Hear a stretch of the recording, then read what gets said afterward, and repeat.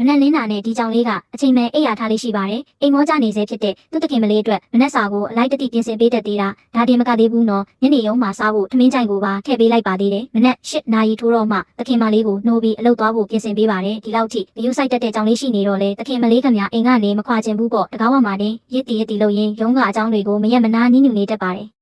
အဲ့ဒီခါကျရင်တော့ကြောင်လေးကသူ့တခင်မလေးကိုနွေးထွေးဖက်ပေးတတ်ပါတယ်ပြီးရင်တော့တကားအပြင်ကိုအတင်းတွန်းထုတ်ပြီးအပြင်ကနေတော့ခတ်ပစ်လိုက်တာပါပဲအလုံးမလို့ရင်ငါ့ကိုကြွေးဖို့ပတ်စံမရှိဘူးဆိုတာကိုဒီကြောင်လေးကကောင်းကောင်းနားလည်နေတာကို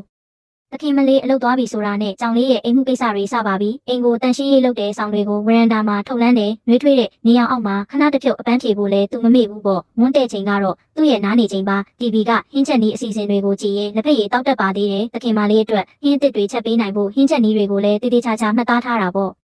ညနေပိုင်းမှာတော့ရေချိုးကန်းကိုတန်ရှင်းရေးလုပ်ပါတယ်တခင်မလေးအလုပ်ကပြန်လာရင်နွေးထွေးရေချိုးနိုင်အောင်လို့ပါရေကိုကြောက်တက်တဲ့ကြောင်လေးဟာအကာအကွယ်ပစ္စည်းတွေအပြည့်စုံဝတ်ထားပေမဲ့လည်းတခင်မလေးပြန်မလာခင်မှာရေတွေဆူရွှဲပြီးဖျို့ဖျဲဖြစ်နေတတ်တာကတော့အမြဲလိုပါပဲ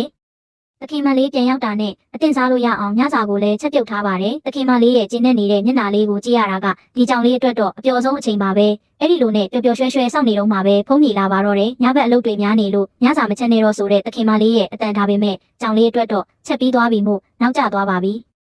အလုပ်ခွင်မှာအလုပ်ရှုပ်နေတဲ့တခင်မလေးစီကိုကြောင်လေးကဖုန်းပြန်ဆက်လိုက်ပါတယ်မူချီပါတယ်